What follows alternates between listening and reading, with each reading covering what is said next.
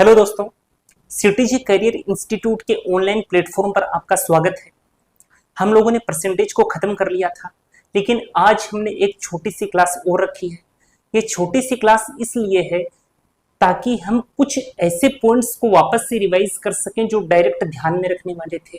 यानी कि आज की जो क्लास है वो क्विक रिवीजन पॉइंट है, यानी ऐसे पॉइंट जो अपने को डायरेक्ट ध्यान में रखने होते हैं उनको मैं एक बार वापस से आपके सामने रिवाइज करवाऊंगा। देखिए, जो कॉन्सेप्ट होते हैं परसेंटेज के, वो कॉन्सेप्ट तो सारे के सारे क्वेश्चन के थ्रू ही बिल्ड हो सकते हैं।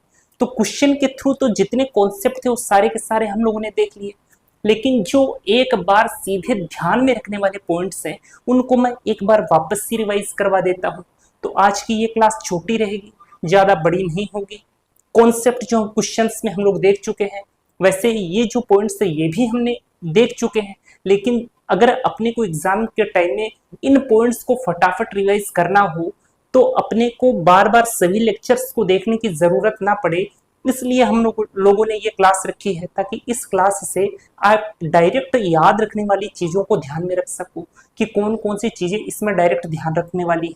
और कॉन्सेप्ट के लिए तो आपको सारे के सारे क्वेश्चन वापस से करने पड़ेंगे, ठीक है, या फिर प्रैक्टिस सेट लगाने पड़ेंगे। ओके, तो हम लोग क्लास को कंटिन्यू करते हैं। यहाँ पर क्विक रिवीजन पॉइंट को डिस्कस करेंगे। तो सबसे पहले जब अपना परसेंटेज स्टार्ट हुआ था तो मैंने आपको प्रतिशत बताया था, प्रतिशत की डेफिनेशन बताई थी। तो मैं उस डेफिनेशन को वापस से रिवाइज करूंगा। जो जो चीजें याद रखने वाली थी उन सबको पॉइंट टू पॉइंट रिवाइज करेंगे। देखना, सबसे पहले मैंने आपको प्रतिशत की बात की थी। मैंने प्रतिशत को डिफाइन किया था कि हिंदी एक ऐसी लैंग्वेज होती है जिसमें आप किसी भी चीज को इजीली डिफाइन कर सकते हैं। मैंने क्या कहा था कि प्रतिशत जो है वो दो शब्दों से मिलकर बना मान सकते हैं, एक तो प्रति और एक शत। प्रति का मतलब होता है अपोन, किसका अपोन, वन का अपोन, ऐसा मैंने बताया था, है ना। और शत का मैंने मतलब बताया था 100, यानी 1/100, ऐसा मतलब मैंने प्रतिशत का बताया था। उसके बाद में मैंने फ्रैक्शन को परसेंटेज में कन्वर्ट करने के लिए और परसेंटेज को वापस फ्रैक्शन में कन्वर्ट करने के लिए एक रिलेशन आपके सामने लिखा था। वो रिलेशन क्या था उसको मन ही मन में रिकॉल करो। मैं आपके सामने उस रिलेशन को वापस से लिख देता हूं। देखो, वो रिलेशन था अपना फ्रैक्शन।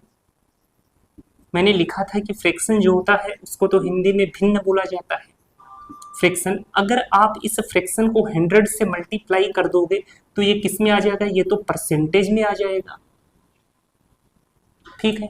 ऐसी बात अपनी हो रखी थी। उसके बाद मैंने बोला था इस परसेंटेज को अगर आप 100 से डिवाइड कर दोगे तो अपने पास वापस फ्रैक्शन आ जाएगा। तो यहां से मोटी मोटी बात क्या निकल के आई थी कि जब भी अपने सामने फ्रैक्शन होता है और अपने को उसको परसेंटेज में कन्वर्ट करना है तो 100 से मल्टीप्लाई कर दो, और परसेंटेज में यदि कोई चीज दी गई है उसको फ्रैक्शन में लिखना है तो 100 से डिवाइड कर दो। ऐसा ही इस रिलेशन में कहा गया है। तो मैंने आपको इस रिलेशन को डायरेक्ट आपकी नोटबुक में राइट डाउन करने के लिए कहा था। तो ये रिलेशन अपना आया था। इसके बाद में मैंने एक फ्रैक्शन टेबल आपको याद करवाई थी और ये कहा था कि फ्रैक्शन टेबल आपके माइंड में होनी चाहिए, क्योंकि आप लोगों ने देखा होगा इस फ्रैक्शन टेबल के बेसिस पर ही हम लोगों ने पूरे के पूरे परसेंटेज के क्वेश्चन सोल्व किए हैं। तो एक बार मैं इस फ्रैक्शन टेबल को आपके सामने रिवाइज करवा देता हूँ। आप मन ही मन में वीडियो को पहले पॉज करो और मन ही मन में इस फ्रैक्शन टेबल को रिवाइज करो। मैं आपको देखो आपको तो मन ही मन में करना है। मैं आपको बोल करके बताता हूँ कि किस फ्रैक्शन की क्या वैल्यू थी। मैंने बताया था 1 जो था वो 100% के इक्विवेलेंट था, 1/2 50% था, 1/3 33.33% था, 1/4 25%, 1/5 20%, 1/6 16 सही 2/3%, 1/6 के साथ में ही मैंने आपको 5/6 याद करने के लिए कहा था जो तो 83.33% होता है। उसके बाद में 1/7 बताया था, 1/7 तो 14 से ही 2/7% होता है। और यहाँ पर मैंने आपको एक चीज और बताई थी कि जब भी अपोन में 7 आता है तो हमेशा 14 की टेबल चलती है। फिर 1/8 12 से ही 1/2% बताया था। 1/8 के साथ में मैंने आपको 3 फ्रैक्शन और याद करवाए थे। वो कौन कौन से थे? मैंने आपसे कहा था 3/8 भी ध्यान में रखना, मैंने आपसे कहा था 5/8 भी ध्यान में रखना, इसी के साथ ही मैंने आपसे कहा था कि 7/8 भी ध्यान में रखना। जो अपना 3/8 होता है ये तो 37.5% के बराबर होता है। जो 5/8 होता है ये तो 62.5% के इक्विवेलेंट होता है। और जो 7/8 होता है ये 87.5% के इक्विवेलेंट होता है। ये तीन मैंने 1/8 फ्रैक्शन को बताते टाइम आपको अलग से याद रखने के लिए कहा था। ठीक है, उसके बाद में 1/9, ये तो 11 सही 1/9% के बराबर होता है। यानी जब भी अपोन में 9 आता है तो हमेशा 11 की टेबल चलती है। 1/10 तो 10% के इक्विवेलेंट होता है। 1/11 जो होता है वो तो 9 सही 1/11% होता है। यानी जब भी अपोन में 11 आएगा तो हमेशा 9 की टेबल चलेगी। ठीक है, फिर 1/12 8.33% होता है।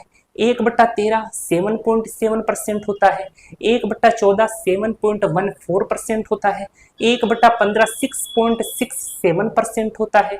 1/16 6.25% होता है। 1/17 5.8%। 1/18 5.5%। 1/19 5.26% और 1/20 तो 5% की इक्विवेलेंट होता है। इस तरीके से आपको ये फ्रैक्शन टेबल जो है वो उल्टी और सीधी हर तरीके से याद होनी चाहिए। उल्टी और सीधी से मेरा क्या मतलब है? आपको ऐसे भी पता होना चाहिए कि 3/8 37.5 के बराबर होता है। और आपको ये भी पता होना चाहिए कि जो 37.5 है वो 3/8 की इक्विवेलेंट होता है। ठीक है, इस फ्रैक्शन टेबल को आपको अपने टिप्स के ऊपर रखना है। ओके, ठीक है।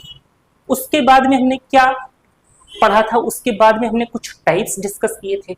एक एक टाइप को देखो, एक बार यहाँ पर मैं लिख देता हूँ और उनमें हमने कौन कौन सी चीज देखी थी उनको भी मैं धीरे धीरे छोटे छोटे पॉइंट्स में बताता हूँ। ओके, देखिए कौन कौन से टाइप देखे थे। इतने प्रकार के टाइप्स हम लोगों ने डिस्कस किए थे। देखो, जिसमें सबसे पहला पहला टाइप हमने देखा था जिससे तुलना की जाए। क्या मतलब था इस बात का? मैंने कहा था जिस भी चीज से हम लोग तुलना करते हैं हमेशा उसको नीचे बैठाते हैं। फिर इसके ऊपर बेस्ड हम लोगों ने क्वेश्चन भी किए थे। तो पहला जो टाइप था अपना वो था जिससे तुलना की जाए। ठीक है, सेकेंड टाइप था मूल्य इनटू खपत बराबर खर्च। मैंने एक एग्जांपल दे करके आपको बताया था कि आप किसी दुकान पर जाओ और आप उससे चीनी पूछो कि भैया चीनी क्या भाव है, तो वो बताता है कि 60 रुपए किलो है। तो आप उससे कहते हो 10 किलो दे दो, यानी कि अपना जो टोटल खर्च हो गया वह 600 रुपए का हो गया। तो इसी को मैंने एक फॉर्मेट में कुछ इस तरीके से लिखा था, मूल्य इनटू खपत बराबर खर्च। इसी तरीके से मैंने यहाँ से आपको कुछ रिलेशंस और बताए थे जो इसी फॉर्मेट को फॉलो करते हैं। वो रिलेशन कौन कौन से थे? जैसे मूल्य इनटू बिक्री बराबर आय, एक रिलेशन ऐसा भी मैंने आपको बताया था, है ना। इसके अलावा मैंने एक आपको रिलेशन और बताया था कि कमीशन की दर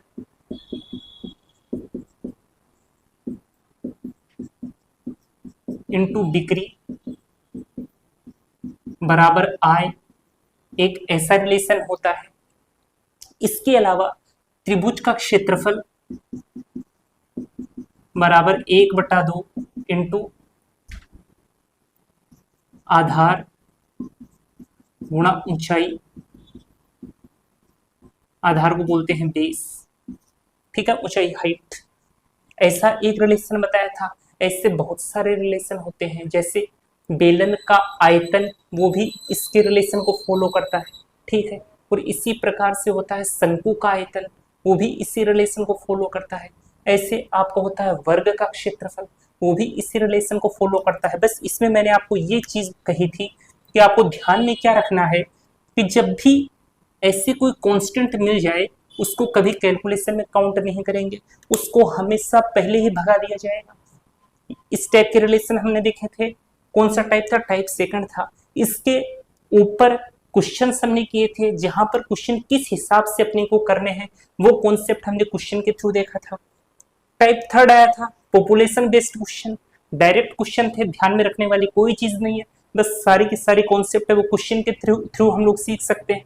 टाइप फोर्थ आया था क्वेश्चन बेस्ड ऑन सैलरी, इसमें भी डायरेक्ट क्वेश्चन थे। टाइप फिफ्थ में क्वेश्चन बेस्ड ऑन एग्जाम, ठीक है। टाइप सिक्स था क्वेश्चन बेस्ड ऑन इलेक्शन, इसमें भी कोई काम की चीज नहीं है, बस क्वेश्चन हम लोग देखेंगे उसके थ्रू कुछ चीज सीख पाएंगे। इसमें था question based on Venn diagram. हाँ, यहां पर हमने एक फॉर्मूला जरूर देखा था। कहां पर देखा था वो फॉर्मूला? जहां पर मैंने आपसे एक चीज कही थी कि जहां पर हर चीज अपने को फेल की फॉर्मेट में दे दी जाए और पास वाला पूछ ले, या फिर सब कुछ अपने को पास के फॉर्मेट में दे दिया जाए और फेल वाला पूछ ले, तो इसको मैंने आपको फॉर्मूले से भी करना बताया था और बेसिक तरीके से भी करना बताया था। तो जो फॉर्मूला है वो मैं आपको वापस से एक बार बता देता हूं कि फॉर्मूला क्या था।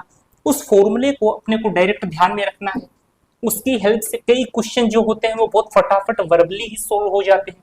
तो देखो फॉर्मूला क्या था,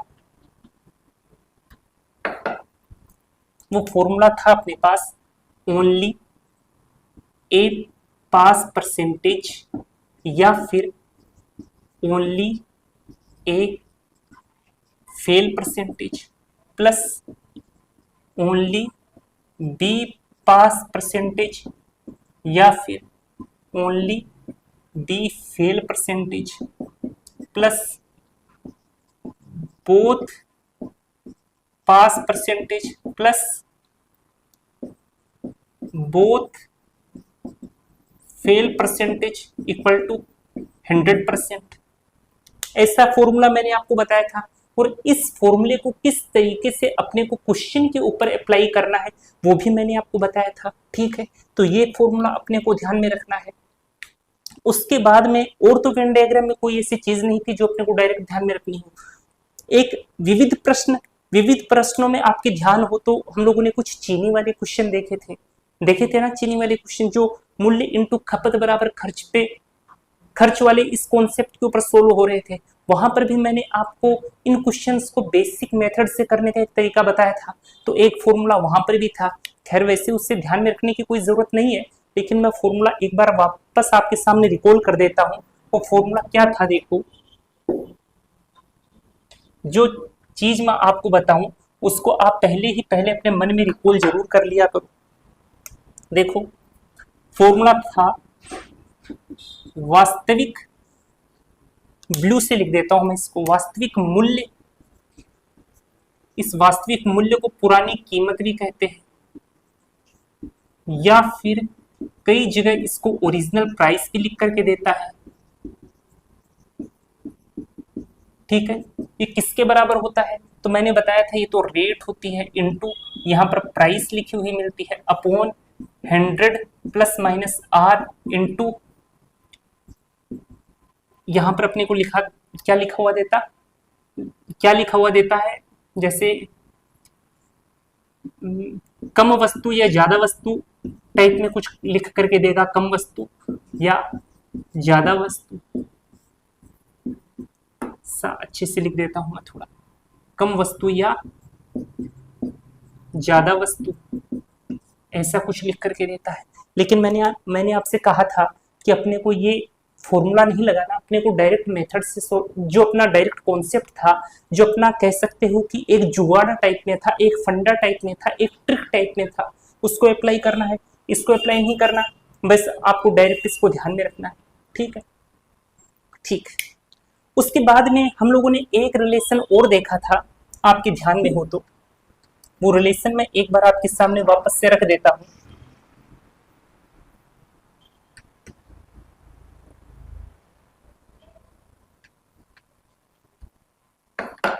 रिलेशन क्या था देखो, मैंने आपको एक रिलेशन बताया था plus minus x plus minus y plus minus x y upon 100।